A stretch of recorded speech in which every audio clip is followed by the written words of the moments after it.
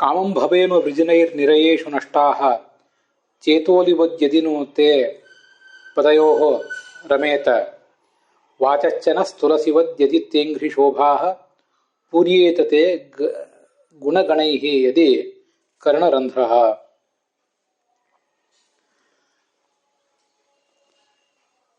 ಭಾಗವತ ಸಾರೋದ್ಧಾರಸ್ಯ ಅಯಂ ಅಶೀತ್ಯುತ್ತರಃ 200ತಮಃ ಶ್ಲೋಕಃ.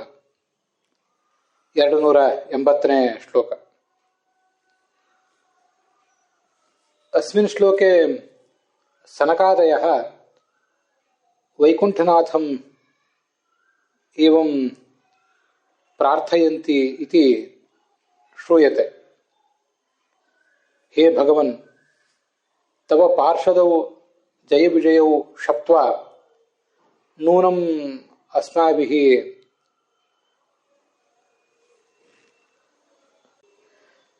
ತ್ವಯಿ ಲೋಕನಾಥೇ ಅಪಾರಾಧ್ಯತ. ತಸ್ಯ ಚ ಅಪರಾಧಸ್ಯ ಪರಿಣಾಮರೂಪೇಣ ಯದಿ ಕಶ್ಚನ ಮಹಾನ್ ಭಯಂಕರಃ ನಿರಯಃ ಅಸ್ಮಾನ್ ಬಾಧತೆ ತಸ್ಮಿಂಶ್ಚ ನಿರಯೇ ತೀವ್ರಂ ದುಃಖಂ ಅನುಭೋಕ್ತುಮಪಿ ವಯಂ ಸಿದ್ಧಾಃ ಏವ. ಪರಂತು ತಸ್ಮಿನ್ನಪಿ ನರಕೆ ಅಸ್ಮಾಕಂ ಮನಃ ಭ್ರಮರವತ್ ತವ ಪಾದಯೋ ಕಮಲಯೋಃ ಆಸಜ್ಜೇತ ಧ್ರುವಂ. ಅಸ್ಮಾಕಂ ಚ ವಾಣಿ ತುಳಸೀದಲಮಿವ ಭವತಃ ಚರಣಕಮಲೆ ಏವ ಅಲಂಕೃಷೀಷ್ಟ. ಸರ್ವೇಷಾಮಸ್ಮಾಕಂ ಕರ್ಣರಂಧ್ರಾಃ ಅಪಿ ನ ಕೇವಲಂ ವಾಯುನ ಪರಂತು ತವೈವ ಗುಣಗಣೈಃ ಪೂರ್ಯಂತಾಂ ನಾಮ. ಇಯಂ ಚ ಪ್ರಾರ್ಥನಾ ಸನಕಾದಿಭಿಃ ಕೃತಾ ಕಾಚನ ಪಾಮರಾನ್ ಅಸ್ಮಾನಪಿ ಉದ್ಬೋಧಯಂತಿ ಶ್ರೂಯತೆ. ಕಾ ಚ ಪ್ರಾರ್ಥನಾ ಭಕ್ತೈಃ ಕರಣೀಯ, ಕಾ ನ ಕರಣೀಯ, ಕಿಂ ಚ ಲೋಕೇಸ್ಮಿನ್ ಅಪೇಕ್ಷಣೀಯಂ, ಕಿಂ ನಾಪೇಕ್ಷಣೀಯಂ ಇತ್ಯಾದಿ. ಸನಕಾದಿಗಳು ಭಗವಂತನ ಕುರಿತು ಮಾಡುವಂಥ ಒಂದು ಪ್ರಾರ್ಥನಾ ನಮಗಿಲ್ಲಿ ಹೀಗೆ ಕಂಡು ಬರ್ತದೆ.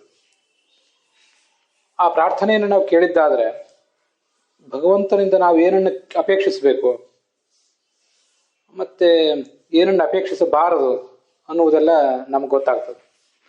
ಭಗವಂತನಿಂದ ಅಪೇಕ್ಷಿಸುವುದಾಗಲಿ ಮತ್ತು ಒಟ್ಟಾರೆ ನಮ್ಮ ಜೀವಮಾನದಲ್ಲಿ ನಾವು ತಾಳಬೇಕಾದಂಥ ಒಂದು ದೃಷ್ಟಿಕೋನನೂ ಕೂಡ ನಮಗೆ ಇದರಿಂದ ಗೊತ್ತಾಗ್ತದೆ. ತುಂಬ ಉದ್ಬೋಧಕವಾದಂಥ ಒಂದು ಮಾತು. ಸನಕಾದಿಗಳು ಆ ಭಗವಂತನ ಪಾರ್ಷದರಾದಂತಹ ಜಯ ವಿಜಯರಿಗೆ ಶಾಪ ಕೊಟ್ಟುಬಿಟ್ಟಿದ್ದಾರೆ. ಜಯ ವಿಜಯರು ಈ ಸನಕಾದಿಗಳ ಮಹತ್ವವನ್ನು ಅರಿಯದೆ ಅವರನ್ನು ಅಲ್ಲೇ ತಡೆದರು. ಅವರಿಗೆ ಭಗವಂತನ ಬಳಿಗೆ ಹೋಗಲಿಕ್ಕೆ ಬಿಡಲಿಲ್ಲ ಅವರನ್ನು. ಆಗ ಈ ಸನಕಾದಿಗಳು ಅವರಿಗೆ ರಾಕ್ಷಸ ಜನ್ಮ ಬರಲಿ ಅಂತ ಶಾಪ ಕೊಟ್ಟುಬಿಟ್ರು.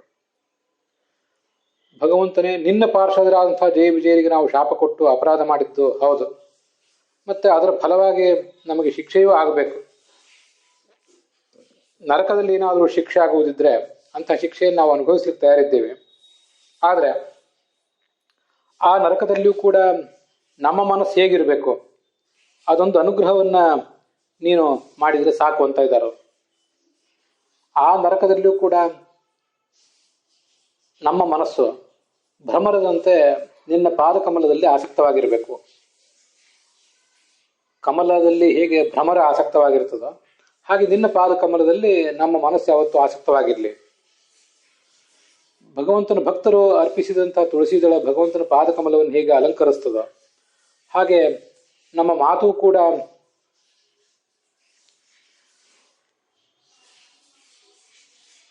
ತುಳಸಿಯಂತೆ ನಿನ್ನ ಪಾದಕಮಲಗಳನ್ನೇ ಅಲಂಕರಿಸಲಿ. ಮತ್ತೆ ನಮ್ಮ ಕರ್ಣರಂಧ್ರ ಏನಿದೆ, ಅದ್ರ ಗಾಳಿ ಬರ್ತಿರ್ತದೆ ಹೋಗ್ತಿರ್ತದೆ, ಅದೊಂದು ಹೋಲ್ ಅಷ್ಟೇ, ಅದು ತೂತಷ್ಟೇ ಅದು. ಆದರೆ ಗಾಳಿಯಿಂದ ತುಂಬಿಕೊಳ್ಳುವುದು ದೊಡ್ಡದಲ್ಲ, ನಿನ್ನ ಗುಣಗಣಗಳಿಂದ ಅದು ತುಂಬಿಕೊಳ್ಳಲಿ ಅಂತ ಪ್ರಾರ್ಥನೆ ಮಾಡ್ತಿದ್ದಾರೆ.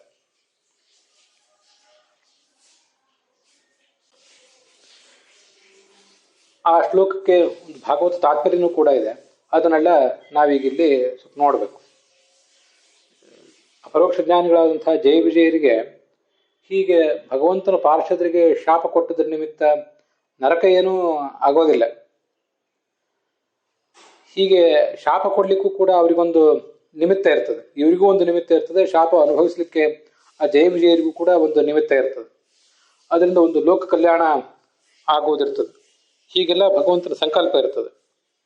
ಅಂತೂ ವ್ಯಕ್ತಿಯೊಬ್ಬನ ಪ್ರಾರಬ್ಧ ಕರ್ಮಕ್ಕೆ ಅನುಗುಣವಾಗಿ ಇಂಥ ಎಲ್ಲ ಕರ್ಮಗಳು ನಡೀತಾ ಇರ್ತವೆ, ಅದು ನಮ್ಗೆ ಗೊತ್ತಿದೆ. ಅವಶ್ಯವಾಗಿ ನರಕದಲ್ಲಿ ಬೇಯಲಿಕ್ಕೂ ಕೂಡ ನಾವು ಸಿದ್ಧರಿದ್ದೀವಿ ಅಂತ ಹೇಳ್ತಾ ಇದ್ದಾನಲ್ಲ ಅವನು. ಕಾಮಂ ಭವೇಮ ವೃಜಿನೈಹಿ ನಿರಯೇಶು ನಷ್ಟಾಹ. ನರಕಕ್ಕೆ ನಾವು ಹೋಲಿಕೆ ಸಿದ್ಧರಿದ್ದೀವಿ ಅಂತ ಹೇಳುವುದರ ತಾತ್ಪರ್ಯ ಏನು ಅನ್ನೋದನ್ನ ಭಾಗವತ ತಾತ್ಪರ್ಯ ಹೇಳ್ತದೆ. ಯಾವತ್ ಪರಮ ಭಕ್ತ ಇಸ್ತು ಭುಜ್ಯತೆ ದುಃಖ ಮುಲ್ಬಣಂ ತಾವನ್ ಮುಕ್ತೌ ಸುಖೋದ್ರೇಕ ತತ್ರ ಚೇತ್ ಭಕ್ತಿವರ್ಧನಂ ಅಂತ. ಈ ಸಂಸಾರದಲ್ಲಿ ದುಃಖ ಅಂತೂ ಇದ್ದದ್ದೇ, ದುಃಖವನ್ನ ನಾವು ತಪ್ಪಿಸ್ಕೊಳ್ಳಿಕ್ಕೆ ಬರೋದಿಲ್ಲ. ಮತ್ತೆ ಇಲ್ಲಿ ಹುಟ್ಟಿದವನು ಸತ್ತು ಸ್ವರ್ಗ ನರಕಾದಿಗಳಿಗೆ ಹೋಗ್ತಾನೆ, ಅಲ್ಲಿ ತನ್ನ ಫಲ ಇತ್ಯಾದಿಗಳನ್ನ ಅನುಭವಿಸಿ ಮತ್ತೆ ಈ ಲೋಕಕ್ಕೆ ಬರ್ತಾನೆ. ಇದೆಲ್ಲವೂ ಕೂಡ ಯಾವುದೂ ತಪ್ಪಿದ್ದಲ್ಲ ಅವನಿಗೆ. ಆದರೆ ಈ ಜಗತ್ತಿನಲ್ಲಾಗಲಿ ಪರಲೋಕದಲ್ಲಾಗಲಿ ಆಗುವ ದುಃಖಗಳನ್ನ ನಾವು ಹೇಗೆ ಪರಿಗಣಿಸಬೇಕು ಅನ್ನೋದನ್ನ ಭಾಗವತ ತಾತ್ಪರ್ಯ ಹೇಳ್ತದೆ. ಈ ಜಗತ್ತಿನಲ್ಲಿ ಸತ್ತವನು ಸ್ವರ್ಗಕ್ಕೆ ಹೋಗ್ತಾನೆ, ಸ್ವರ್ಗಕ್ಕೆ ಹೋದಾಗಲಿ ಸುಖ ಅನುಭವಿಸ್ತಾನೆ, ಅಲ್ಲೇನೋ ಅವನಿಗೆ ದುಃಖ ಆಗೋದಿಲ್ಲ. ಆ ಸುಖದ ಬಗ್ಗೆ ನಾವು ಮಾತಾಡೋದು ಬೇಡ, ದುಃಖದ ಬಗ್ಗೆ ಅಷ್ಟೇ ಮಾತಾಡೋಣ. ಯಾವತ್ ಪರಮ ಭಕ್ತ ಎಷ್ಟು ಭುಜ್ಯತೆ ದುಃಖ ಮುಲ್ಬಣಂ. ಅತ್ಯಂತ ಭಕ್ತರಾದವರು ಏನೊಂದು ಉಲ್ಬಣವಾದಂಥ ದುಃಖವನ್ನು ಈ ಸಂಸಾರದಲ್ಲಿ ಆಗಲಿ ಅಥವಾ ನರಕದಲ್ಲಿ ಆಗಲಿ ಅನುಭವಿಸ್ತಾರೆ. ಆದ್ರಿಂದ ಅವ್ರ ಮನಸ್ಸಿಗೊಂದು ಪಕ್ವತೆ ಬರ್ತದೆ. ತಾವನ್ ಮುಕ್ತವು ಸುಖೋದ್ರೇಕ. ನಾಳೆ ಅವರು ಗಳಿಸ್ಬೇಕಾಗಿರುವಂಥ ಮುಕ್ತಿಯಲ್ಲಿ ಅವ್ರಿಗೊಂದು ಮಹಾ ಸುಖ ಆಗ್ತದೆ. ತತ್ರ ಚೇತ್ ಭಕ್ತಿವರ್ಧನಂ. ಅಲ್ಲಿ ಭಕ್ತಿ ಆಗ್ಬೇಕಿಷ್ಟೆ, ಭಕ್ತಿ ಹೆಚ್ಚಾಗಬೇಕು. ಸಂಸಾರದಲ್ಲಿ ಆಗಲಿ ನರಕದಲ್ಲಿ ಆಗಲಿ ದುಃಖ ಅನುಭವಿಸಿದ್ರ ನಿಮಿತ್ತವಾಗಿ ಭಕ್ತಿ ಹೆಚ್ಚಾಗಬೇಕು. ಭಕ್ತಿ ಹೆಚ್ಚಾಗದೆ ಹೋದರೆ ಮತ್ತೆ ಅಲ್ಲಿ ಅವರಿಗೆ ತೊಂದರೆನೇ ಕಟ್ಟಿಟ್ಟ ಬುತ್ತಿ. ತತ್ರಾಪಿ ಕುರ್ವತಾಂ ದ್ವೇಷಂ ತಮೋಂಧಂ ಪ್ರಾಪಯತ್ಯಹೋ ಅಂತ ಭಾಗವತ ತಾತ್ಪರ್ಯ. ನಮಗೆ ಈ ಸಂಸಾರದಲ್ಲಾಗಲಿ ನರಕದಲ್ಲಾಗಲಿ ಏನಾದರೂ ಭಯಂಕರವಾದ ದುಃಖ ಬಂದರೆ, ಆ ದುಃಖ ಬಂದಾಗ ಆ ದುಃಖದ ನಿಮಿತ್ತವಾಗಿ ಈ ಭಗವಂತ ನಮಗೆ ಇಂಥ ಯಾಕೆ ದುಃಖ ಕೊಟ್ಟ ಅಂತ ನಾವೇನಾದರೂ ಭಗವಂತನ ಆ ನಿಯಮವನ್ನ, ಕರ್ಮದ ನಿಯಮವನ್ನ ತೆಗಳಿದರೆ ಅಥವಾ ಭಗವಂತನನ್ನ ದ್ವೇಷ ಮಾಡಿದರೆ, ಆಗ ನಮ್ಮ ಯೋಗ್ಯತೆಗೆ ಅನುಗುಣವಾಗಿ ಅದರಿಂದ ನರಕನೇ ಇದೆ. ತಾಮಸರಿಯಾಗಿದ್ದರೆ ಅವರಿಗೆ ತಮಸ್ಸೆ ಆಗ್ತದೆ. ತಾಮಸರೆಲ್ಲ ಸಾತ್ವಿಕರು ಕೆಲವು ಬಾರಿ ದುಃಖದ ಆವೇಗದಿಂದ ಏನಾದರೂ ಈ ಥರ ಮಾತಾಡಿದ್ರೆ ಆವಾಗ ಅವರ ಸಾಧನೆಗೆ ಹಿನ್ನಡೆ ಆಗ್ತದೆ. ಅದನ್ನು ನಾವು ತಿಳ್ಕೊಳ್ಬೇಕು. ಭಗವಂತನ ಕರ್ಮದ ನಿಯಮ ಏನು? ಜೀವ ಸಾತ್ವಿಕನೇ ಆಗಿರಲಿ, ರಾಜಸನೇ ಆಗಿರಲಿ, ತಾಮಸನೇ ಆಗಿರಲಿ, ತಾನು ಸತ್ಕರ್ಮವನ್ನು ಮಾಡಿದರೆ ಸತ್ಫಲ ಪಡಿತಾನೆ, ದುಷ್ಕರ್ಮ ಮಾಡಿದರೆ ದುಷ್ಫಲ ಪಡಿತಾನೆ. ಸಾತ್ವಿಕನಾದವನು ಕೂಡ ಮೂಲತಃ ಮುಕ್ತಿಗೆ ಹೋಗಬೇಕಾದಂತಹ ಸ್ವಭಾವ ಇದ್ದವನೇ. ಆದರೆ ಈ ಜಗತ್ತಿನಲ್ಲಿದ್ದಾಗ ಪ್ರಾರಬ್ಧ ಕರ್ಮವಶ ಅಥವಾ ದುಷ್ಟರ ಸಂಪರ್ಕದಿಂದ ಏನಾದರೂ ತಪ್ಪು ಕರ್ಮಗಳನ್ನು ಮಾಡಿದರೆ ಆವಾಗ ಅವನಿಗೂ ಕೂಡ ಶಿಕ್ಷೆ ಆಗಬೇಕಾಗ್ತದೆ. ಅದು ಕರ್ಮದ ನಿಯಮ. ಮತ್ತೆ ತಾಮಸರಾದವರು ಕೂಡ ಪರಿಸರದ ಪ್ರಭಾವದಿಂದಾಗಿ, ಯಾರ್ದೋ ಸಜ್ಜನದ ಸಂಪರ್ಕದಿಂದಾಗಿ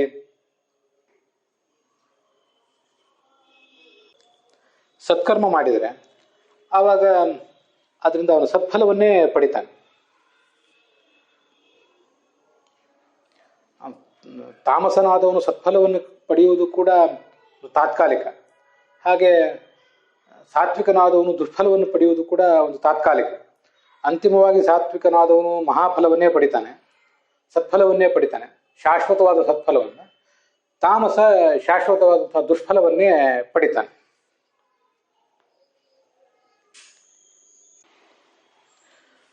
ಈಗ ನಾವು ನೋಡ್ತಿರೋ ಶ್ಲೋಕ ಏನಿದೆಯಲ್ಲ, ಭಾಗವತದ 3ನೇ ಸ್ಕಂದದ 16ನೇ ಅಧ್ಯಾಯದ 49ನೇ ಶ್ಲೋಕ. ಇದರ ತಾತ್ಪರ್ಯ, ಯಾವತ್ ಪರಮ ಭಕ್ತ ಎಷ್ಟು ಭುಜ್ಯತೆ ದುಃಖ ಮುಲ್ಬಣಂ ತಾವನ್ ಮುಕ್ತೌ ಸುಖೋದ್ರೇಕ ತತ್ರ ಚೇತ್ ಭಕ್ತಿವರ್ಧನಂ. ಇದು ಬ್ರಹ್ಮತರ್ಕದ ಮಾತು, ಆಚಾರ್ಯರು ಭಾಗವತ ತಾತ್ಪರ್ಯದಲ್ಲಿ ಉದ್ಧರಿಸಿದ್ದು. ಪರಮ ಭಕ್ತರಾದವರು ಏನೊಂದು ಮಹಾ ದುಃಖ ಅನುಭವಿಸ್ತಾರೆ, ಅದರಿಂದ ಅವರಿಗೆ ನಾಳೆ ಸಿಗುವ ಮುಕ್ತಿಯಲ್ಲಿ ಹೆಚ್ಚಿನ ಆನಂದ ಆಗ್ತದೆ. ತತ್ರ ಚೇತ್ ಭಕ್ತಿವರ್ಧನಂ, ಅಲ್ಲಿ ಒಂದೇ ನಿಬಂಧನ, ಸಂಸಾರದಲ್ಲಾಗಲಿ ನರಕದಲ್ಲೇ ಆಗಲಿ ಅವರಿಗೆ ಆ ದುಃಖಗಳನ್ನು ಅನುಭವಿಸಿ ಚೆನ್ನಾಗಿ ಮನಸ್ಸು ಪಕ್ವ ಆಗಿ ಭಕ್ತಿ ಹೆಚ್ಚಾಗಬೇಕು. ಇಂಥ ವಿಷಮ ವಾತಾವರಣದಲ್ಲೂ ಕೂಡ ಅವರಿಗೆ ಭಕ್ತಿ ಹೆಚ್ಚಾಗಿ ನಾಳೆ ಮುಕ್ತಿಯಲ್ಲಿ ಸುಖೋದ್ರೇಕ ಆಗ್ತದೆ. ಇದು ಬ್ರಹ್ಮತರ್ಕದ ಮಾತು. ಅದೇ ಸಂದರ್ಭದಲ್ಲಿ ತತ್ರಾಪಿ ಕುರ್ವತಾಂ ದ್ವೇಷಂ ತಮೋಂಧಂ ಪ್ರಾಪಯತ್ಯಹೋ ಅಂತ ನಾನು ಹೇಳಿದೆ. ಅದು 10ನೇ ಸ್ಕಂದದಲ್ಲಿ 14ನೇ ಅಧ್ಯಾಯದ 34ನೇ ಶ್ಲೋಕ, ಮಹಾಕೂರ್ಮ ಪುರಾಣದ್ದು. ಅನುಗೃಹೋಯಂ ಭವತಾ ಕೃತೋ ಹಿನೋ ದಂಡೋಸತಾಂ ತೇ ಖಲು ಕಲ್ಮಶಾಪಃ ಯದ್ದಂದ ಶೂಕತ್ವಂ ಅಮುಷ್ಯ ದೇಹಿನಃ ಕ್ರೋಧೋಪಿ ತೇನುಗ್ರಹ ಏವ ಸಮ್ಮತಃ. ಈಗ ನಾನು ನೆನಪು ಮಾಡ್ಕೊಂಡು ಹೇಳಿದ ಇನ್ನೊಂದು ಶ್ಲೋಕ ಏನಿದೆ, ಇದು ಕಾಳಿಯ ನಾಗನ ಪ್ರಸಂಗದಲ್ಲಿ ಬರುವಂತಹ ಶ್ಲೋಕ.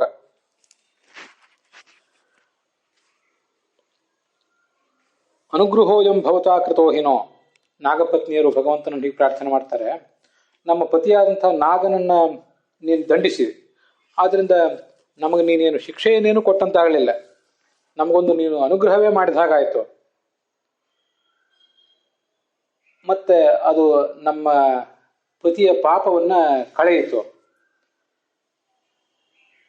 ಇವನು ದಂದಶೂಕ, ಒಂದು ಹಾವಿನ ಜನ್ಮದಲ್ಲಿ ಬಂದವನು, ಅಂಥವನಿಗೂ ಕೂಡ ನೀನೊಂದು ಅನುಗ್ರಹ ಮಾಡಿದೆಯಲ್ಲ ಅಂತ ಅಲ್ಲಿ ಬಂದಿರುವ ಶ್ಲೋಕ.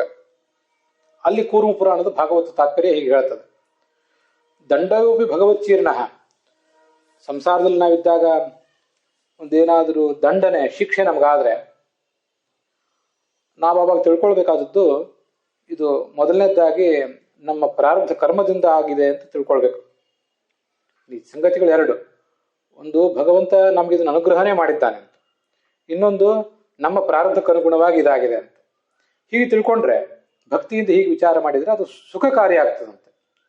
ಆದರೆ ಅಲ್ಲಿಯೂ ದ್ವೇಷ ನಾವು ಮಾಡಿದರೆ ಅದು ನಮ್ಮ ದುರ್ಗತಿಗೆ ಕಾರಣ ಆಗ್ತದೆ ಅಂತ ಆ ಮಹಾಕೂರ್ಮ ಪುರಾಣ ಎಚ್ಚರಿಸಿದೆ. ಅನೇಕ ಪ್ರಸಂಗಗಳಲ್ಲಿ ಸಾತ್ವಿಕರಿಗೂ ಕೂಡ ಹೀಗಾಗೋದಿದೆ. ಈ ಸಂಸಾರದಲ್ಲಿ ನಾನಾ ಥರದ ದುಃಖಗಳನ್ನ ಅನುಭವಿಸ್ತಾರೆ. ಇದು ನಾನು ಯಾವುದೇ ಕರ್ಮವನ್ನು ಮಾಡಿರಲಿಲ್ಲ, ನನಗೇನೂ ತಪ್ಪಿರಲಿಲ್ಲ, ಆದರೆ ನನಗೆ ಈ ಶಿಕ್ಷೆ ಆಯಿತು, ನನಗೆ ಹೀಗಾಗಬಾರ್ದಿತ್ತು ಅಂತೆಲ್ಲ ಅಂದ್ಕೊಳ್ಳೋರಿದ್ದಾರೆ. ತುಂಬ ಒಂದು ಸೋಜಿಗದ, ನಾವೆಲ್ಲರೂ ಕೂಡ ಆಲೋಚನೆ ಮಾಡಬೇಕಾದಂಥ, ಎಚ್ಚರದಿಂದ ಗಮನಿಸಬೇಕಾದಂಥ ಒಂದು ವಿಷಯ ಇದು. ನಮಗೆಲ್ಲರಿಗೂ ಕೂಡ ಅನುವ್ಯಾಖ್ಯಾನ ಹೇಳುವಂತೆ ವಿಪರೀತ ಸ್ವಾದರ, ತನ್ನಲ್ಲಿ ಆದರ, ಸೆಲ್ಫ್ ಎಸ್ಟೀಮ್, ಸೆಲ್ಫ್ ಪ್ರೈಡ್ ಇರ್ತದೆ. ನಾವು ಬಹಳ ಸಜ್ಜನರು, ನಾವು ಬಹಳ ಧಾರ್ಮಿಕರು, ಯಾರಿಗೂ ತೊಂದರೆ ಕೊಡುವವರಲ್ಲ ಅಂತ ಪ್ರತಿಯೊಬ್ಬರು ಕೂಡ ಹೀಗೆ ತಿಳ್ಕೊಂಡಿರ್ತಾರೆ. ಸರ್ವೋಪಿ ಮನ್ಯತೆ ಲೋಕಃ ಆತ್ಮಾನಂ ಬುದ್ಧಿಮತ್ವರಂ, ಸರ್ವಸ್ಯಾತ್ಮ ಬಹುಮತಃ ಸರ್ವೋತ್ಮಾನಂ ಪ್ರಶಂಸತೆ, ಮಹಾಭಾರತ ಹೇಳ್ತದೆ. ನಾನೊಬ್ಬ ದೊಡ್ಡ ಬುದ್ಧಿವಂತ ಅಂತ ಪ್ರತಿಯೊಬ್ಬನು ತಿಳಿದಿರ್ತಾನೆ. ಸರ್ವಸ್ಯ ಆತ್ಮ ಬಹುಮತಃ, ತನ್ನ ಬಗ್ಗೆ ಒಂದು ಸೆಲ್ಫ್ ಪ್ರೈಡ್, ಅದೇ ಸ್ವಾದರ ಎಲ್ರಿಗೂ ಇದ್ದೇ ಇರ್ತದೆ. ಸರ್ವ ಆತ್ಮಾನಂ ಪ್ರಶಂಸತಿ, ಎಲ್ಲರೂ ಕೂಡ ತಮ್ಮನ್ನು ತಾವು ಪ್ರಶಂಸೆ ಮಾಡ್ಕೋತಿರ್ತಾರೆ. ನಿಂದಂತಿಚ ಪರಾಂ ಬುದ್ಧಿ, ಇನ್ನೊಬ್ಬರ ಬುದ್ಧಿಯನ್ನ, ಇನ್ನೊಬ್ಬರ ಕೆಲಸಗಳನ್ನೆಲ್ಲ ಟೀಕಿಸ್ತಾ ಇರ್ತಾರೆ, ನಿಂದಿಸ್ತಾ ಇರ್ತಾರೆ. ಇದು ನಮ್ಮೆಲ್ಲರ ಬುದ್ಧಿ. ಅದನ್ನೇ ಸ್ವಾದರ ಅಂತ ಅನ್ನೋದು. ಈ ಸ್ವಾದರ ಇರುವುದರಿಂದಾಗಿ, ಸೆಲ್ಫ್ ಎಸ್ಟೀಮ್ ಅಥವಾ ಸೆಲ್ಫ್ ಪ್ರೈಡ್ ಇರುವುದರಿಂದಾಗಿ ನಾವೇನೋ ತಪ್ಪು ಮಾಡಿದ್ದೀವಿ, ತಪ್ಪಿನ ಫಲವಾಗಿ ಈ ಒಂದು ಶಿಕ್ಷೆ ನಮಗಾಗಿದೆ ಅಂತ ಅವ್ರಿಗೆ ಅನಿಸೋದೇ ಇಲ್ಲ. ನಾನೇನೂ ತಪ್ಪು ಮಾಡಿರಲಿಲ್ಲ, ಈ ಜಗತ್ತಿನಲ್ಲಿ ನಾನೆಷ್ಟು ಜನರಿಗೆ ಉಪಕಾರ ಮಾಡಿದ್ದೇನೆ, ನನ್ನಂಥವನಿಗೆ ಹೀಗಾಗಬಾರ್ದಿತ್ತು ಅನ್ನೋದನ್ನೆಲ್ಲ ನಾನೇ ಕೇಳಿದ್ದೇನೆ. ಯಾವ್ದಾದ್ರು ಪ್ರಾರಬ್ಧ ಕರ್ಮದಿಂದ ಹೀಗಾಗಿದೆ ಅಂತ ಯಾರಾದರೂ ಉತ್ತರ ಕೊಟ್ರೆ, ಅದೇನು ಪ್ರಾರಬ್ಧ ಕರ್ಮದಿಂದ ಹಾಗೇನಾಗೋದು, ಪ್ರಾರಬ್ಧ ಕರ್ಮ ಯಾವುದು ನಮಗೆ ತೋರಿಸ್ಬೇಕಿತ್ತು ಭಗವಂತ ಅಂತ ಅವನನ್ನೇ ಚಾಲೆಂಜ್ ಮಾಡ್ತೇವೆ. ಇದನ್ನೇ ದ್ವೇಷ ಅಂತ ಅನ್ನೋದು.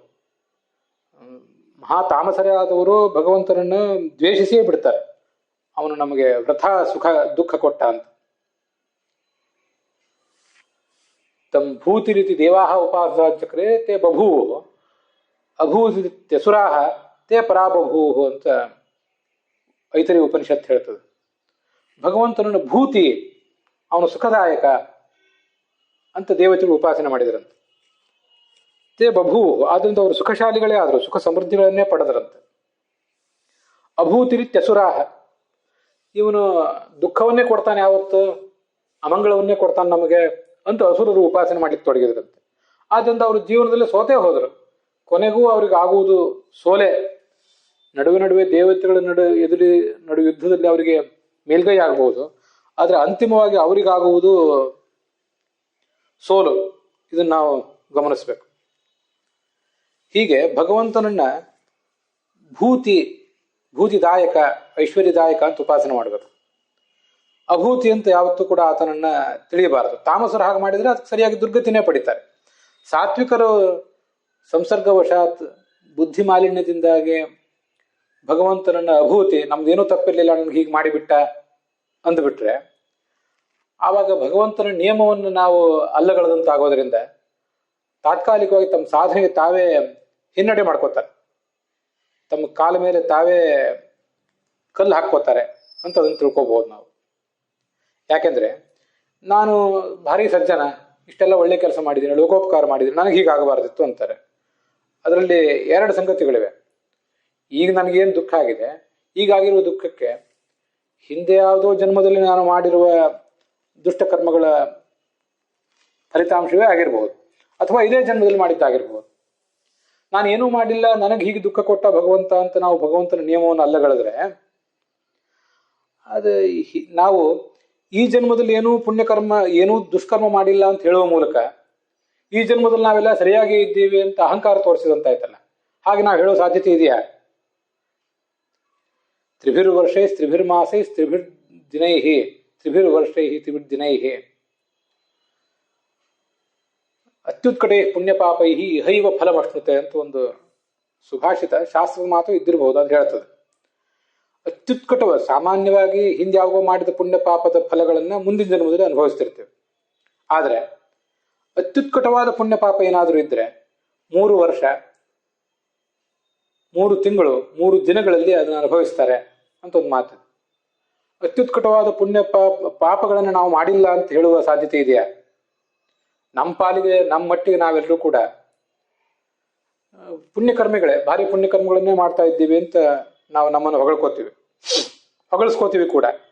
ಅಂತ ಹೊಗಳಿಕೆಯನ್ನ ಆಸ್ವಾದನೆ ಮಾಡ್ತಾ ಇರ್ತೀವಿ, ಹೊಗಳಿಕೆಯಲ್ಲಿ ಮಿಂದೆದ್ದು ಸಂತೋಷ ಪಡ್ತಾ ಇರ್ತೀವಿ. ಪುರುಷೇ ಬುದ್ಧಿ ಯಾಯಾಭವತಿ ಶೋಭನ ತುಷ್ಯಂತಿ ಚ ಪೃಥಕ್ ಸರ್ವೇ ಪ್ರಜ್ಞೆಯಾತೆ ಸ್ವಯ ಅಂತ ಮಹಾಭಾರತದ ಮಾತು. ಅವಾಗ ನಾನು ಹೇಳಿದ ಹಿಂದಿನ ಮಾತು, ಎಲ್ಲರೂ ತನ್ನನ್ನು ತಾನು ಬುದ್ಧಿವಂತ ಅಂತ ತಿಳ್ಕೊತಾನೆ ಅಂತ ಹೇಳಿದ್ದೆಲ್ಲವೂ ಕೂಡ ಮಹಾಭಾರತದಲ್ಲಿ ಅಶ್ವತ್ಥಾಮ ಕೃಪಾಚಾರ್ಯರ ನಡುವಿನ ಸಂವಾದದಲ್ಲಿ ಸೌಪ್ತಿಕ ಪರ್ವದಲ್ಲಿ ಬರೋ ಮಾತು. ನನಗೊಂದು ಬುದ್ಧಿ, ನಿಮಗೊಂದು ಬುದ್ಧಿ, ಅವರಿಗೆ ಮತ್ತೊಂದು ಬುದ್ಧಿ, ಹೀಗೆ ಪ್ರತಿಯೊಬ್ಬರಿಗೂ ಕೂಡ ಬೇರೆ ಬೇರೆ ಆದ ಬುದ್ಧಿ ಇದೆ. ಈ ಬುದ್ಧಿಯ ಪರಿಣಾಮವಾಗಿ ಪ್ರತಿಯೊಬ್ಬರು ಕೂಡ ತಮ್ಮ ಬುದ್ಧಿಯ ಬಗ್ಗೆ ತೃಪ್ತರಾಗಿಬಿಟ್ಟಿರ್ತಾರೆ, ಸೆಲ್ಫ್ ಸ್ಯಾಟಿಸ್ಫೈಡ್ ಆಗಿಬಿಡ್ತಾರೆ. ಸ್ವಯಂ ಘೋಷಿತ ಧಾರ್ಮಿಕರು, ಸ್ವಯಂ ಘೋಷಿತ ಸಜ್ಜನರು ನಾವೆಲ್ಲ ಆಗಿಬಿಟ್ಟಿರ್ತೇವೆ. ಆದ್ರಿಂದ ಈ ಜನ್ಮದಲ್ಲಿ ನಾವೇನೂ ಪಾಪ ಮಾಡಿಲ್ಲ ಅಂತ ಹೇಳ್ಕೊಳ್ಳುವ ಧೈರ್ಯ ಹೇಗೆ ಬಂತು ನಮ್ಗೆ? ಅದು ಅಹಂಕಾರ ಅಲ್ವಾ? ಅಜ್ಞಾನವೂ ಹೌದು, ಅಹಂಕಾರವೂ ಹೌದು. ಮತ್ತೆ ಇನ್ನೊಂದು ವಿಷಯ, ಹಿಂದಿನ ಜನ್ಮದಲ್ಲಿ ಅದು ನಾವು ಮಾಡಿಲ್ಲ ಅಂತ ಹೇಳುವುದು ಹೇಗೆ ಇದೆ? ಮತ್ತೆ ಹಿಂದಿನ ಜನ್ಮದಲ್ಲಿ ಮಾಡಿದ್ದು ನಮ್ಗೆ ಈಗ ನೆನಪು ತರಬೇಕಾಗಿತ್ತು ಅಂತ ಭಗವಂತನ ಮೇಲೆ ನಾವು ಡಿಮ್ಯಾಂಡ್ ಮಾಡುವುದಾದ್ರೂ ಎಷ್ಟು ಸರಿ ಆಗ್ತದೆ? ಇದನ್ನೆಲ್ಲ ನಾವು ವಿಚಾರ ಮಾಡಬೇಕು. ಕರ್ಮದ ವ್ಯವಸ್ಥೆ ಅಂತ ಅನ್ನೋದು ಬಹಳ ಗಹನವಾದದ್ದು. ಅದು ನಮಗೇನು ತಿಳಿಯೋದಿದೆ. ಇವತ್ತು ಬೆಳಿಗ್ಗೆ ಏನು ಊಟ ಮಾಡಿದೆವು ಸ್ವಲ್ಪ ನೆನಪಿರ್ಬೋದು. ನಿನ್ನೆ ಮೊನ್ನೆದು ಊಟ ಮಾಡಿದ್ದು, ನಿನ್ನೆ ಮೊನ್ನೆ ನಾವು ತೊಟ್ಟ ಬಟ್ಟೆಯ ಬಣ್ಣ ಯಾವುದು, ಹೀಗೇನೋ ಕೇಳಿದರೆ ನಮಗೇ ನಮ್ದು ನೆನಪಿರೋದಿಲ್ಲ. ಈ ಜನ್ಮದ್ದೇ ನೆನಪಿರೋದಿಲ್ಲ. ಅದೆಷ್ಟೋ ತಾಯಂದಿರ ಗರ್ಭವನ್ನು ಹಾದು, ಎಷ್ಟೋ ತಂದೆಯಂದಿರ ಮೂಲಕ ಮತ್ತೆಷ್ಟೋ ತಾಯಂದಿರಿಗೆ ಗರ್ಭಕ್ಕೆ ಬಂದು ಅಲ್ಲಿಂದ ನವಮಾಸ ದಾಟಿ ಈ ಜನ್ಮಕ್ಕೆ ಬಂದಿದ್ದೀವಿ. ಈ ಹಿಂದೆ ಯಾವುದೋ ಜನ್ಮದಲ್ಲಿದ್ದಾಗ ಏನೋ ಪಾಪಕರ್ಮವನ್ನು ಮಾಡಿದ್ದೆವು. ಆ ಪಾಪಕರ್ಮ ಆದಮೇಲೆ ಮತ್ತೆ ಸ್ವರ್ಗ ನರಕ ಇತ್ಯಾದಿಗಳಿಗೆ ಹೋದೆವು. ಅದೆಷ್ಟು ದೀರ್ಘಕಾಲ ಅಲ್ಲೆಲ್ಲ ಸಂಚಾರ ಮಾಡಿದೆವು. ಅಲ್ಲೆಲ್ಲ ಏನೇನೋ ಸುಖವನ್ನು ದುಃಖವನ್ನೆಲ್ಲ ಅನುಭವಿಸಿದೆವು. ಮತ್ತೆ ಈ ಕಡೆ ಬಂದೆವು. ಕಾಲ ಅಂತನ್ನುವುದು ಅದೆಲ್ಲವನ್ನು ಮರೆಸಿ ಬಿಡ್ತದೆ ಅನ್ನೋ ಒಂದು ಸ್ವಲ್ಪ ಎಚ್ಚರವೂ ನಮಗಿರೋದಿಲ್ಲ. ಹಿಂದಿನ ಜನ್ಮದಲ್ಲಿ ಏನೂ ಮಾಡಿಲ್ಲ, ಮಾಡಿದ್ರೆ ನಮ್ಗೆ ತೋರಿಸ್ಬೇಕಾಗಿತ್ತು, ಈ ಜನ್ಮದಲ್ಲೂ ಏನೂ ಮಾಡಿಲ್ಲ ಅಂತ ಹೇಳುವುದೆಲ್ಲ ಅಸಂಗತ ಆಗ್ತದೆ. ಏನೂ ಮಾಡಿಲ್ಲದೆ ಇರುವುದನ್ನು ಭಗವಂತ ನಿಮ್ಗೆ ಉಣಿಸ್ತಾನೆ ಅಂತ ಆದರೆ ಅವನನ್ನು ಅಭೂತಿ ಅಂತ ನೀವು ಉಪಾಸನೆ ಮಾಡಿದಾಗಾಯ್ತು. ಇದು ತಪ್ಪಾಗ್ತದೆ ನಿಮ್ಮ ಉಪಾಸನೆ. ಅಭೂತಿ ತೆಸುರಾಹ. ಹಾಗಿದು ಆಸುರ ಸ್ವಭಾವ. ಇದು ಆಸುರ ಸ್ವಭಾವವನ್ನು ಬಿಡು ಅಂತ ಹಿಂದೆ ಬಂದಿದೆ. ಜಹಿ ಆಸುರಂ ಭಾವಂ ಆತ್ಮನಃ ಅಂತ. ಕರ್ಮದ ನಿಯಮವನ್ನು ಗೌರವಿಸಬೇಕು. ಹಿಂದೆ ಯಾವುದೋ ಜನ್ಮದಲ್ಲಿ ಏನೋ ಕರ್ಮವನ್ನು ಮಾಡಿದ್ದೆ, ಆ ಕರ್ಮದ ಫಲವಾಗಿ ಯಾವಾಗ ಏನು ಕೊಡ್ತಾನೆ, ಏನು ಕೊಡಬೇಕು ಅಂತ ಅನ್ನೋದನ್ನೆಲ್ಲ ಭಗವಂತ ತಿಳಿದಿದ್ದಾನೆ. ಅದು ನಿನಗೆ ಅದ್ರ ಬಗ್ಗೆ ಏನು ಗೊತ್ತಿದೆ? ಈ ಜನ್ಮದಲ್ಲೇ ಅನುಭವಿಸಿದ್ದನ್ನು ಕೊಡ್ತಿರ್ಬೋದು, ಹಿಂದೆ ಯಾವುದೋ ಒಂದು ಜನ್ಮದಲ್ಲೇ ಅನುಭವಿಸಿದ್ದನ್ನಾದರೂ ಭಗವಂತ ಕೊಡ್ತಾ ಇರ್ಬೋದು. ಅಂತೂ ಈಗ ಆಗಿದೆ ಅಂದರೆ ಇದಕ್ಕೆ ನನ್ನದೇ ಕರ್ಮ ಕಾರಣ ಹೊರತು ಇನ್ಯಾರ್ದೋ ಕರ್ಮ ಕಾರಣ ಅಲ್ವೇ ಅಲ್ಲ. ನನ್ನ ದುಃಖಗಳಿಗೆ ನನ್ನ ಕರ್ಮವೇ ಕಾರಣ ಅಂತ ಮೊದಲು ಒಪ್ಕೊಳ್ಳುವುದು ಇದು ಒಂದು ಸಂಗತಿ. ಇನ್ನೊಂದು, ಭಗವಂತ ಇದರ ಮೂಲಕ ನನಗೆ ಅನುಗ್ರಹ ಮಾಡ್ತಿದ್ದಾನೆ ಅಂತ ತಿಳ್ಕೊಳ್ಳೋದು ಇನ್ನೊಂದು. ನಾವು ಒಂದು ಬಾರಿ ಬಟ್ಟೆ ಕೊಳೆ ಆಗಿದ್ದಾಗ ಕೊಳೆಯಾದ ಬಟ್ಟೆಯನ್ನು ಒಗಿತಾ ಇರುವಾಗ ಸಂತೋಷ ಪಡಬೇಕು. ಯಾಕಂದ್ರೆ ಕೊಳೆ ಹೋಗ್ತದೆ ಅಂತ. ಬಟ್ಟೆ ಒಗೆಯುವ ಕೆಲಸ ಏನು ಸುಖದಾಯಕ ಆಗಿರೋದಿಲ್ಲ. ಬಟ್ಟೆ ಒಗಿಬೇಕಾದ್ರೆ ಅದಕ್ಕೆ ಸೋಪು ಇತ್ಯಾದಿಗಳನ್ನು ಹಚ್ಚಬೇಕು, ಅದನ್ನು ಬಡಿಬೇಕು, ತಿಕ್ಕಬೇಕು, ಹೀಗೆಲ್ಲ ಅದಕ್ಕೊಂದು ಶ್ರಮ ಇದೆ. ಆ ಸಂದರ್ಭದಲ್ಲಿ ಬಟ್ಟೆ ಒಗೆಯುವವನಾಗಲಿ ಅಥವಾ ಬಟ್ಟೆ ಯಜಮಾನನಾಗಲಿ ಬಟ್ಟೆ ಆಗಲಿ ಗೋಳಾಡಿದರೆ ದುಃಖಪಟ್ಟರೆ ಅದರಿಂದ ಏನೂ ಲಾಭ ಇಲ್ಲ.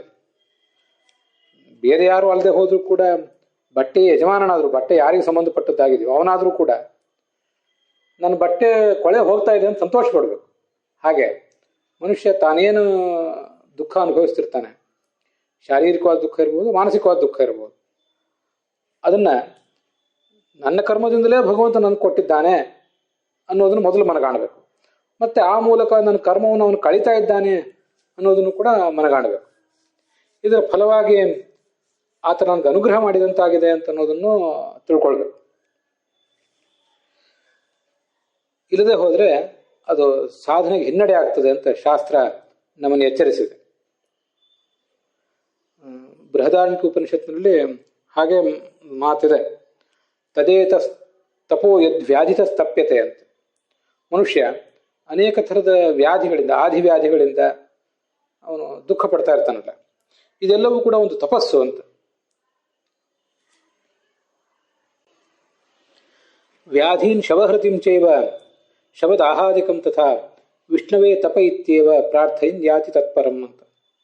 ನಮಗೆ ಅನೇಕ ಥರದ ವ್ಯಾಧಿಗಳು ದೇಹಕ್ಕೆ ಬಂದಂಟಿವೆ, ಆದಿಗಳಿವೆ, ಮತ್ತು ಏನೇನೋ ಇವೆ.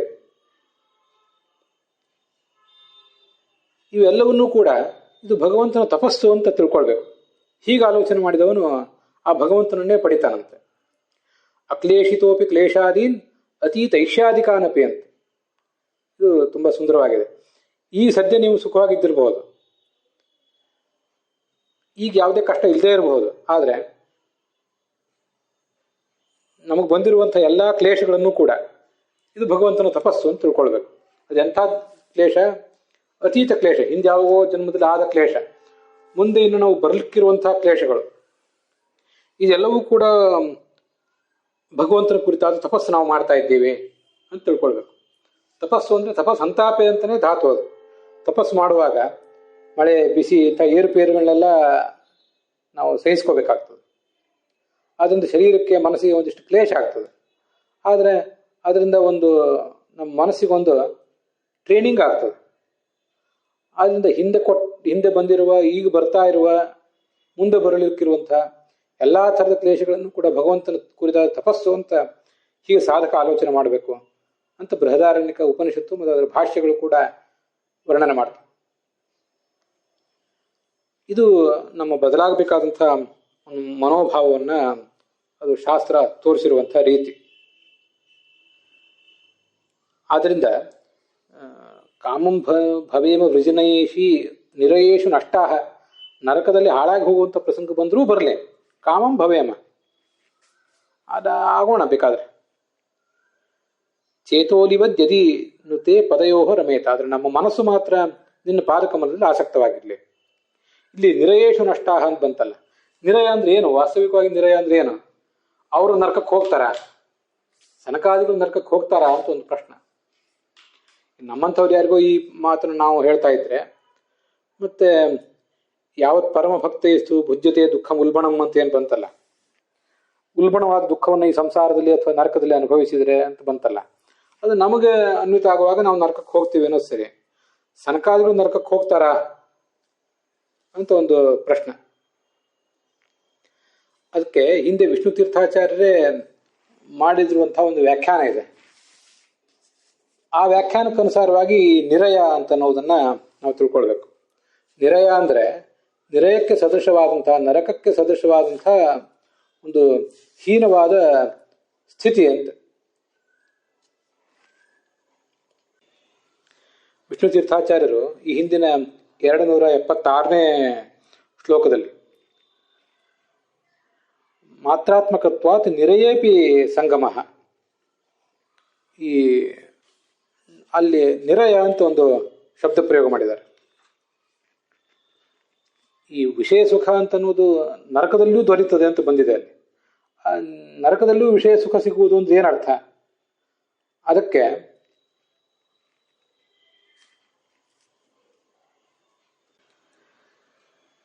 ನಿರಯೇ ತತ್ ಸದೃಶತ್ವಾತ್ ಪಶುದೇಹೇಪಿ ಅಂತ ವಿಷ್ಣು ತೀರ್ಥಾಚಾರ್ಯರು ವ್ಯಾಖ್ಯಾನ ಮಾಡಿದ್ದಾರೆ.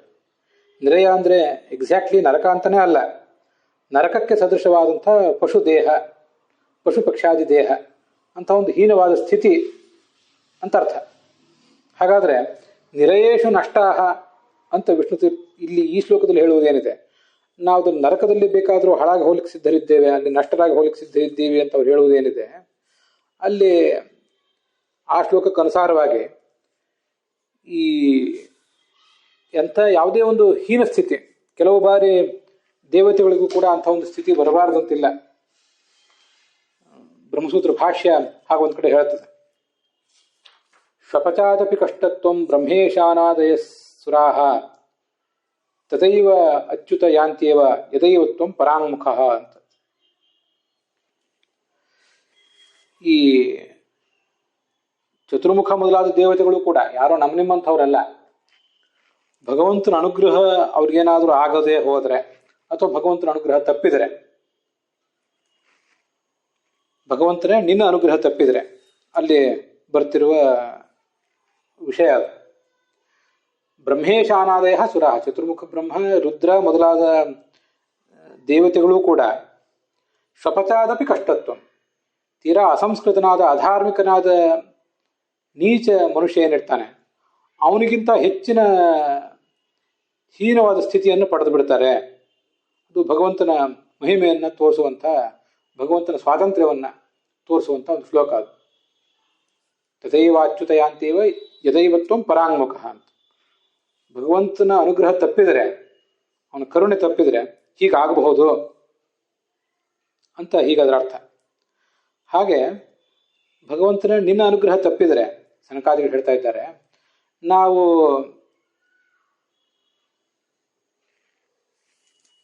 ಏನೋ ಪಾಪ ಮಾಡಿದ್ರ ಫಲವಾಗಿ ಯಾವುದಾದ್ರೂ ಹೀನ ಸ್ಥಿತಿಯನ್ನು ತಲುಪುವ ಪ್ರಸಂಗ ಬಂದರೆ, ನರಕದಲ್ಲೇ ಹೋಗಿ ಬೀಳುತ್ತೇವೆ ಅಂತಿಲ್ಲ, ಆದರೆ ಅಂಥದ್ದೊಂದು ಕಡು ಕಷ್ಟವನ್ನು ಅನುಭವಿಸುವ ಪ್ರಸಂಗ ಬಂದರೆ ಅಂತ ಅದಕ್ಕೆ ಅರ್ಥ.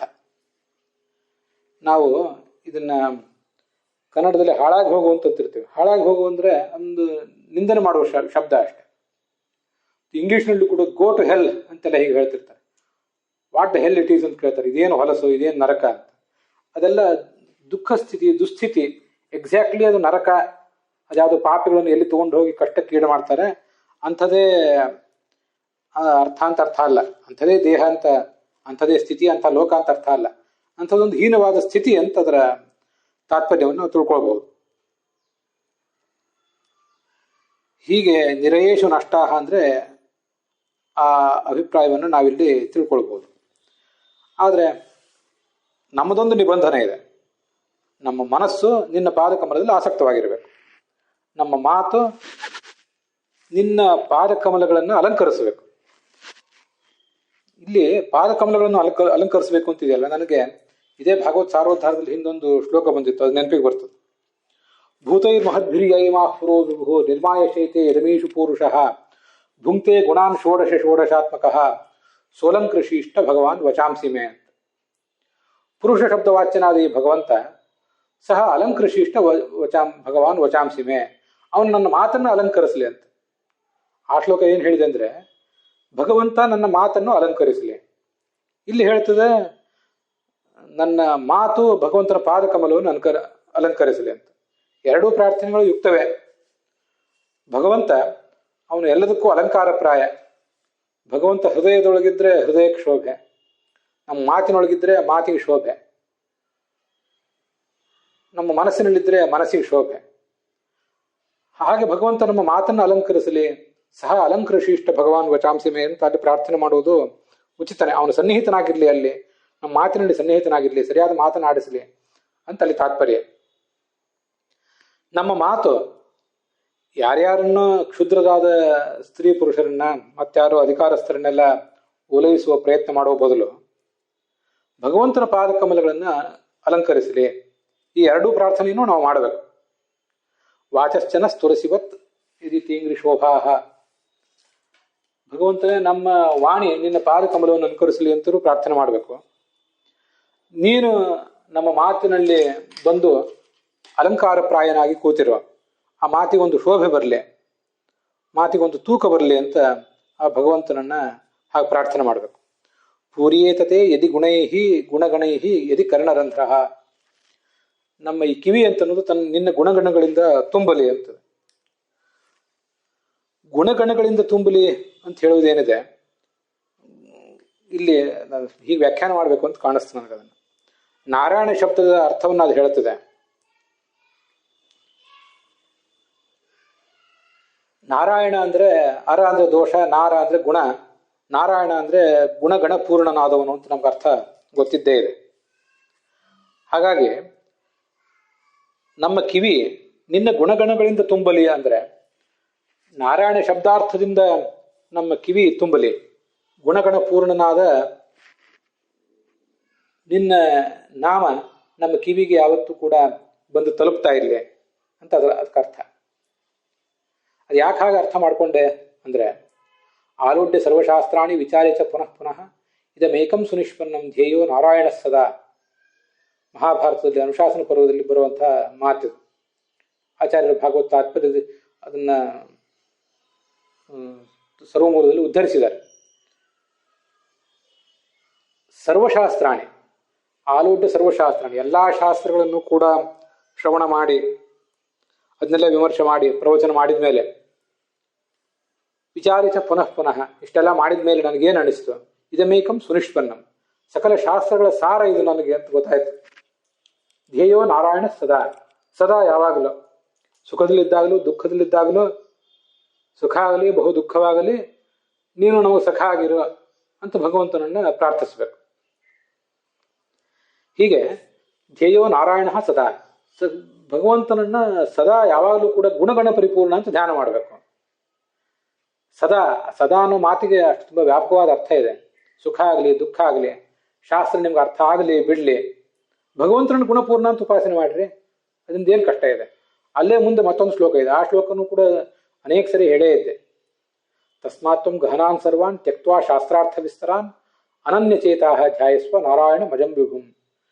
ಶಾಸ್ತ್ರವನ್ನು ಶ್ರವಣ ಮಾಡ್ತಾ ಇದ್ದಿ, ಪ್ರವಚನ ಮಾಡ್ತಾ ಇದ್ದಿ, ಆ ಸಂದರ್ಭದಲ್ಲಿ ನಿನಗೇನಾದರೂ ಆ ಶಾಸ್ತ್ರದ ವಿಷಯಗಳು ಬಹಳ ಗಹನ ಅಂತ ಕಂಡ್ರೆ ಆಗ ತ್ಯಕ್ತ್ವ ಅವುಗಳನ್ನು ಬದಿಗಿಡು, ತಾತ್ಕಾಲಿಕವಾಗಿ ಬದಿಗಿಡು. ಭಗವಂತನಿಗೆ ಆ ಶಾಸ್ತ್ರದ ಗಂಭೀರ ವಿಷಯಗಳನ್ನ, ಯಾವ ಗಂಭೀರ ವಿಷಯಗಳನ್ನ ನಿನ್ನ ಯೋಗ್ಯತೆಗೆ ಅನುಗುಣವಾಗಿ ಎಷ್ಟು ಅರ್ಥ ಮಾಡಿಸ್ಬೇಕು ಅನ್ನೋದನ್ನೆಲ್ಲ ಅವನ ಜವಾಬ್ದಾರಿ ತಾನೇ ಹೊತ್ತು ಅರ್ಥ ಮಾಡಿಸ್ತಾನೆ. ಈಗ ಮಾಡ್ಬೇಕಾದ್ರೆ ಏನು? ಅನನ್ಯಚೇತಾ ಧ್ಯಾಯಸ್ವ ನಾರಾಯಣ ಮಜಂ ವಿಭುಂ. ವರ್ತಮಾನೇನ ಕಾಲೇನ ವರ್ತಂತೆ ಹಿ ವಿಚಕ್ಷಣಾ ಅಂತ. ಮುಂದಿನ ವಿಷಯ ಹೆಚ್ಚು ಆಲೋಚನೆ ಮಾಡಬೇಕಾಗಿಲ್ಲ, ವರ್ತಮಾನ ಕಾಲದ ಬಗ್ಗೆ ಒಂದಿಷ್ಟು ಆಲೋಚನೆ ಮಾಡು ಸಾಕು. ನಾರಾಯಣನನ್ನ ಅನನ್ಯ ಮನಸ್ಕನಾಗಿ ಧ್ಯಾನ ಮಾಡು.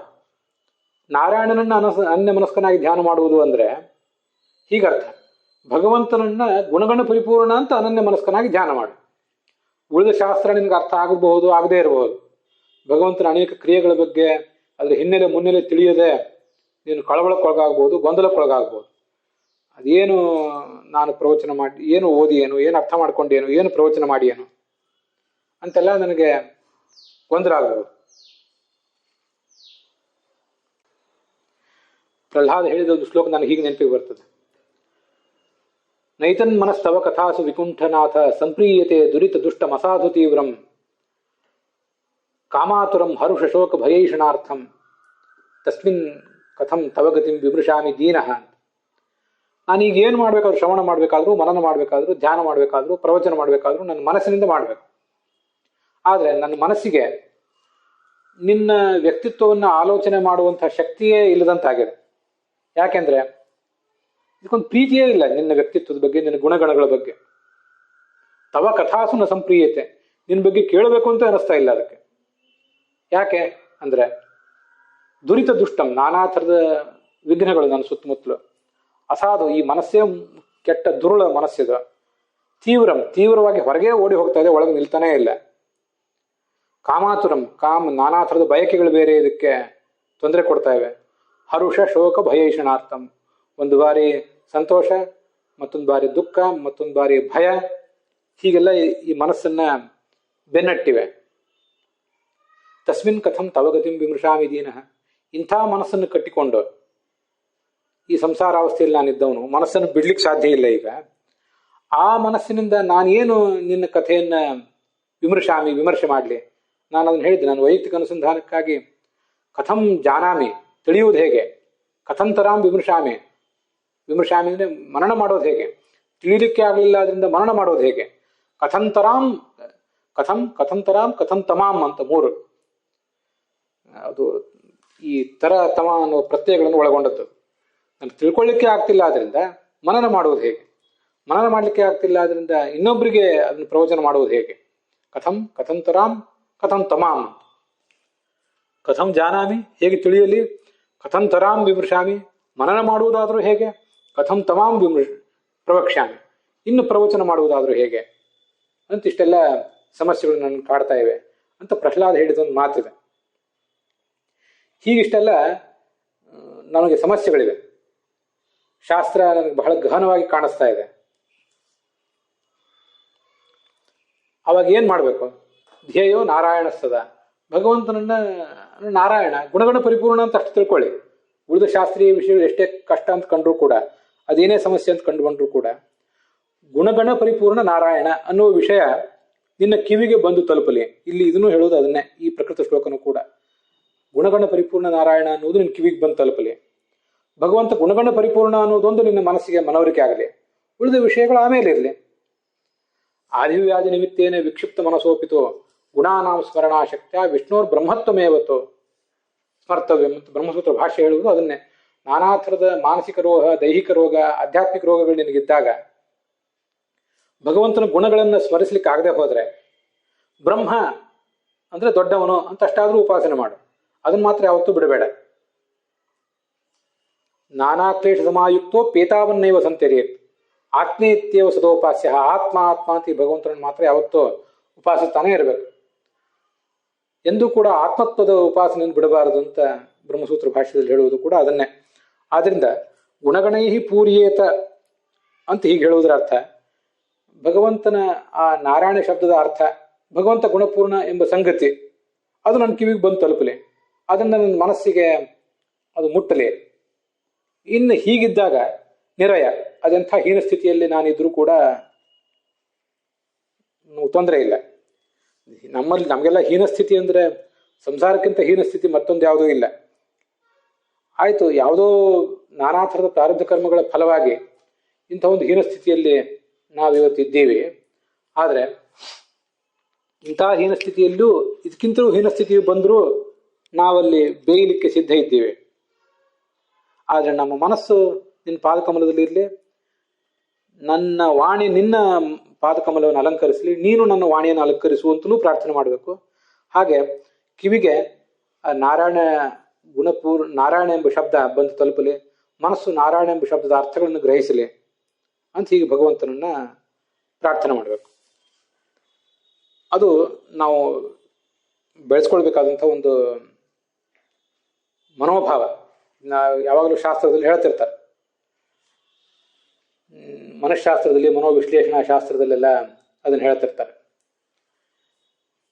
We cannot change our environment, we cannot change our surroundings. ನಮ್ಮ ಸುತ್ತಮುತ್ತಲು ಏನಾಗ್ತದೆ, ಯಾರಿಂದ, ಚೇತನ ಅಚೇತನಗಳಿಂದ ಯಾವಾಗ ಏನೇನು ಆಗ್ತಿದೆ ಅಂತ ಅನ್ನೋದನ್ನ ನಮಗೆ ಬದಲಾವಣೆ ಮಾಡ್ಕೊಳ್ಳಿಕ್ಕೆ ಆಗೋದಿಲ್ಲ. ಆದರೆ we can change our attitude.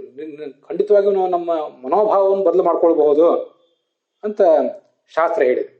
ಅದಕ್ಕಾಗಿ ಮನೋಭಾವವನ್ನು ಬದಲು ಮಾಡ್ಕೊಳ್ಳುವಂಥ ಒಂದು ಪ್ರವೃತ್ತಿಯನ್ನು ಮನುಷ್ಯ ತಾಳಬೇಕು ಅನ್ನೋದು ನಮಗಿದು ತಿಳಿಸ್ತಾ ಇದೆ. ಅಲ್ಲಿಗೆ ಈ ಭಾಗ ಸಮಾಪ್ತವಾಗಿದೆ.